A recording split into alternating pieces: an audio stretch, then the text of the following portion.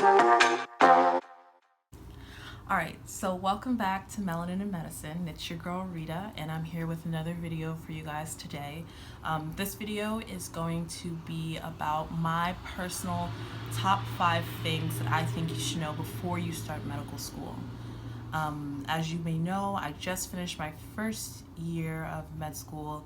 I actually was done with exams back in April, so I took my last exam at the end of April, and then for 5 weeks after that I was doing something that we call a primary care practicum, and that's just a 5-week clinical experience where I am at a clinical site and I am assigned to a preceptor or attending physician, and I just get to perform history and physicals and present to my attending. And I thought it was the best experience ever. I was placed in a pediatric emergency room and I absolutely loved it. And if your school offers something similar to that, make the most of it because it's a great experience. But now that I'm done, I kind of just been chilling out at home, trying to enjoy my summer so far. But like most medical students, I have set up some resume building activities for over the summer. What I'll be doing is research. So I'll be doing research at my home institution, and then I'll be doing a research project at the Children's Hospital of Philadelphia. In addition to that, I'll be doing some like super duper pooper scooper light step studying. I'll be, trying to explore Philly more. I love Philadelphia, and so I just want to see more of it. I will be catching up on sleep, catching up with friends and family, trying to take vacations and stuff, and definitely getting more of my Netflix fill in. Actually, this past week I went through 5 new seasons of 5 different shows. But other than that, that's pretty much it for the summer. I'll definitely try and keep you guys updated with my videos. You can also follow me on social media where I update that regularly. I'm on Snapchat. I'm a fiend for Snapchat, so if you follow me on there, you will be entertained. I'm also on Instagram, and I do update like the Snapchat feature of Instagram fairly regularly. I will be including handles for those somewhere in this video or around this video, but yeah. So let's get right into the video. But wait. Before I start, I definitely want to make sure I let you guys know the top things that anybody would tell you before you start medical student. If this is fact season, these are like the top of the top. All right, so I'll just lightly cover those, and then we'll get into what my personal top 5 things I think you should know before you start medical school are. All right, so let's just get started with the first top thing that you will typically hear from anybody before you start medical school. It's a lot. Duh.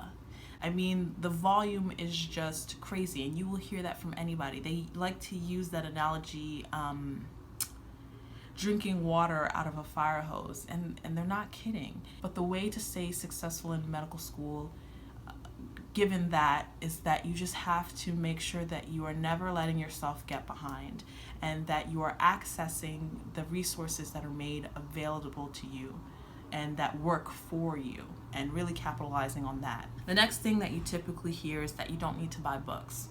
I would agree with that. I didn't buy any books this year. Well, that's a lie. I bought 1 book this year, but it's expensive. That is a very pricey investment to make for a book that you most likely are only going to open maybe 6 or 7 times throughout the year. And there are ways to circumvent that. If you do need a textbook but don't want to shell out the money for a textbook, your school has the resources for you, or most likely will have the resources for you. One, they might have the book on reserve in their library. Another thing that you can do is that you can usually access the book through your school's library online. So you can access an electronic copy of that textbook online. And I like this a lot better because a lot of the things that you do activity-wise are online. You took a computerized MCAT, you will most likely be taking a lot of your exams on an iPad, and then you'll be taking a computerized step exam. So getting used to and transitioning yourself into looking at a screen is very smart, I think. But I understand sometimes you really just need that textbook. I bought a book. The one I bought was Moore's Clinically Oriented Anatomy, and I use this book for everything. I bought this book knowing that I was always going to be using it. This was my anatomy Bible. As you can see from all the tabs that I did, this book is highlighted all the way throughout. I made an investment in this book because I knew I would be using it all the time. Other books I didn't buy, I just, access the electronic copy online. Another thing you'll typically hear is that you need to take care of yourself, and this is very true for this sort of environment. Med school is stressful, and it takes a toll on you both physically and mentally. A lot of schools are now really pushing towards initiatives where they are addressing that need. So that might be study breaks that your school offers, like massages and some like free food and puppy petting. That could be through the counseling service that your school might offer. Things like that are all initiatives that your school is taking to address the need of both mental and physical wellness. And then one of the last things that you'll typically hear from anybody is that it's going to be hard for you to keep up with your friends and family and do fun things. When you come in, it's very easy to relegate yourself to hanging out exclusively with your classmates. I mean, you are with these people maybe 14 plus hours of the day, 7 days a week, studying, struggling, and just going through it together. So it's easy to create a bubble around yourself and have your friends and family and boyfriend and girlfriends just kind of on the outside. All right, so that's pretty much it for the top things that people will pretty much tell you when you come into medical school. Now it's time to get into my personal top 5 things I think you should know before you start med school. So let's just, get right into it. Number 1, you will most likely need to be ready to revamp your study habits, and maybe even more extreme, throw those study habits out and just start fresh. Medical school is a whole nother more intense beast than undergrad. Again, like I mentioned before, the rate and way at which content flies at you is just too much for the study habits that you've built in undergrad to sustain. And there are people who have developed very amazing study skills throughout their whole, educational careers, but they are also most likely going to need to tweak it just a little bit just to keep up, and not in terms of, getting the content. They probably have great ways of gleaning content out of, what's presented to them, but just to keep up with the rate at which the content is delivered. But there are some people who might need to totally just revamp their study skills altogether, and you have to do it as soon as possible. It's a very steep learning curve, but the testing that you have, it comes fairly frequently. You can be tested anywhere from every 6 to every 3 weeks. And that just means being able to find your footing as quickly as possible because the learning curve is so steep, and making sure that you are accessing all of the resources that are available to you and using them appropriately or as they fit your personal study needs. We'll be posting a study tips video sometime in the near future. I definitely want to share with you guys all the things that I did to become so successful in terms of academics during my first year. The next thing I think you should know before you start is, and this goes in the same vein as my first thing, is that you can't be afraid to ask for help. You're smart. I know you're smart. You know you're smart. Medical school admissions people know that you are smart. That's part of the reason why you have been accepted, because you are a bright person. But you still have to be willing to humble yourself every once in a while. You were probably used to being in undergrad where you were probably the smartest person in your class and you were the person that people came to for help. Well, there's a whole group of you now in one class. So it's really important that people are able and willing to learn from each other. Medical school is moving towards being a group effort, and so being able to say, okay, maybe I can't do that, can you help me, is very important. I definitely used to be that very independent type of person in undergrad, I was the person who just, if I was struggling, it was going to be my own personal struggle. I was just going to figure it out. And it kind of got me in trouble a little bit academically. And I told myself I never wanted to go through that again. I never wanted to feel like that again. So I am not, currently, I am not afraid to ask for help. Honestly, I will be the first person to email a teacher if there was something I didn't get. I'm that person who will hit up a second year and be like, so what's really good with biochem though? Things like that. And honestly, for the most part, it's all about your resources.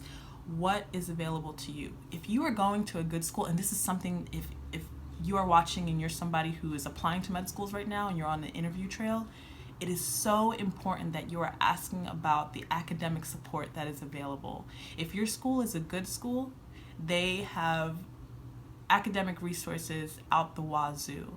They will be invested in making sure that their students are succeeding academically and that they are retaining their students. And so this includes things like tutors, making sure teachers have appropriate office hours, making sure exam reviews are available, making sure that there are appropriate online and offline resources. This could also come in the form of talking to upperclassmen, like second years, asking them what their sort of experiences were with such and such class. But at the end of the day, it's up to you to go out and seek those resources. You need to go out and not be afraid to ask for help at the first smell of smoke. Because with the way that these classes are set up, it's so easy to fall behind and then get to a place where you can't come back. So it's definitely important to seek assistance anytime you feel that you might be at least a little bit in trouble. So the third thing I think you should know, and actually I probably should put this first because this is my personal favorite tip, but I think I was trying to go for like a little flow, so I kind of tried to put in a little order, but whatever, is networking. And I'm surprised how important networking is for a medical student. You know, becoming a physician is unlike other careers in that it's very formulaic. There's an algorithm of sorts to it. You just do this, and this, and you get to become this type of physician. But there are certain aspects to your medical school journey where networking and getting out there and putting yourself out there is really important for your success in your career. And that was something that was surprising to me, but I definitely took the time to jump on. So why is networking so important? Well, one, it's important in terms of making sure that you are finding the proper resume building experiences. So this means clinical experiences like shadowing, research, being linked with people who are adept with some sort of initiative or project that you are trying to launch and can help you in terms of logistics and planning. Definitely being able to link you to other people that can help you in the field that you're trying to go down. And then mentoring. Mentoring is really big because these are the people that can kind of help you tailor your specific route so that way you can meet your goals the most efficient way possible. These are people who are in the field that you're interested in and have gone through the things that you have gone through and are now seeing it from the other side and can help bring you to the finish line. Having a good mentor in medical school, anybody will tell you, is a really key for your success in your career long term. And so then what are the ways that you can get involved in networking? The first thing that you can do is attend things that are put on by specialty groups. So this means when specialty groups bring in panels or when they bring in a guest speaker, attend those, and then at the end go up to the guest speakers or the panel keynote speaker or whatever and talk to them and then exchange contacts. My favorite thing to do is get a business card. I always get a business card as a frame of reference, and then I write down a few notes about what I like that they talked about and what I'm hoping to learn from them, and maybe get a few extra points of contact that aren't listed on their primary card. Another thing that you can do is attend lunch seminars and evening seminars or grand rounds that are put on by the school or administration. So your school or another institution will bring in a keynote speaker who is a pioneer in a field that maybe you are interested in. Go, form a connect with that person, learn more about what they're doing in their field and why it interests you. And so now you have a connect to a prominent person in the field, someone that can be influential in your career moves later on. The last thing, and I think the thing that's the most important for you to do, is take advantage of the alumni network that's at your school. Your alumni are so invested. The reason why they're so involved is because they're so invested in the success of the school and the students that go through the school. So they want to help you. And the school itself is invested in those alumni because those alumni support them. And so they are going to try to do what they can to get students out to events to show that the students support the people who support them. Now, when your school sends out invites for alumni events, RSVP and go. This is a way for you to talk to doctors who have gone through almost literally the exact process that you've gone through. They've gone to your institution. They kind of know the ins and outs, the history behind your institution, and they're on the other side, and they can give you some information with how to navigate how to navigate your school. I always go to these events. Anytime there's an alumni event, I am RSVPing to go. The fourth thing that I think is important for you to know before you start medical school is budgeting. So if you're like me or most of the students who are having to finance their medical education, you're most likely going to be taking out loans. And it's really important that you are taking out just what you need, because the last thing you want to do is take out more than what you need and have to pay that back plus the interest that's on top of it. But on the other hand, it's so easy to lose money. I have been hemorrhaging money all year and I literally don't know how. I mean, okay, I know I have a certain lifestyle that I have to keep up with, and no one else is gonna buy my sushi for me. But it's definitely important for you to know where your money is going, because it's super easy to have plans and make this nice, pretty little budget and then not factor in things like, going out post-exam socials or doing fun things with your med school friends, taking trips during the year, emergencies, food. Food is a big one. I spend a lot of money on food. You make all these grand plans and you spend $100 on groceries and you plan to cook for the week, and then you end up ordering out for every meal every day that week. And it's like, well, crap.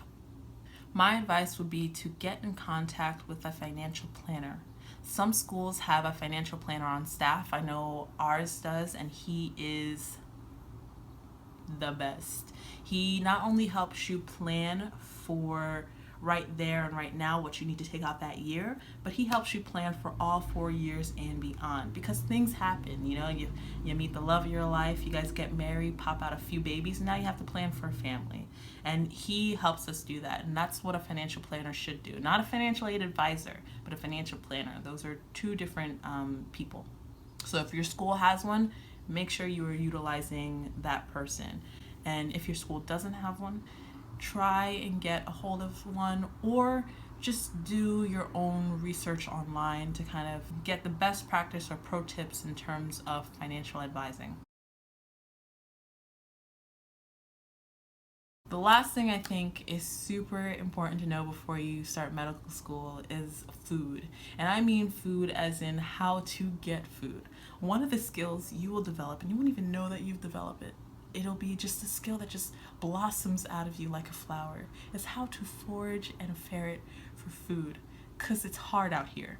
And there are ways to do that. So your specialty groups, they put on events, food. The administration, your school, they put on seminars, lunchtime seminars, evening seminars, food. Your administration puts on events for your faculty and staff, leftover food. These are just, a few of the ways that you can game the system a little bit to make sure that you are fed and focused. And I get it. You wake up in the morning, leave the house, forget to pack your meal, but you don't want to order out because that's expensive. So you need other options, and there are other options, and you will learn how to find those other options. You're already stressed enough as it is. You ain't trying to be starved too. Although it's typically pizza and sandwiches, sometimes there are good things, especially at the administrative events. Sometimes they like to splurge on like the good stuff. But beggars can't be choosers. Food is food. Who am I to complain? But yes, those are my 5 things that I think you should know before you start med school. If you liked this video and you want to see more videos that are like this video, be sure to like and subscribe below. Also, if you have any questions for me or have any comments on things you want to see, things you think I can do better, also be sure to comment below. I'll also try to include my email address. That way, if you have any questions for me, I can answer them for you. And then follow me on social media. I'm on Snapchat and I'm on Instagram, and I again will include my handles somewhere on this page in this video. But that's it for me. See you guys next time. Yes.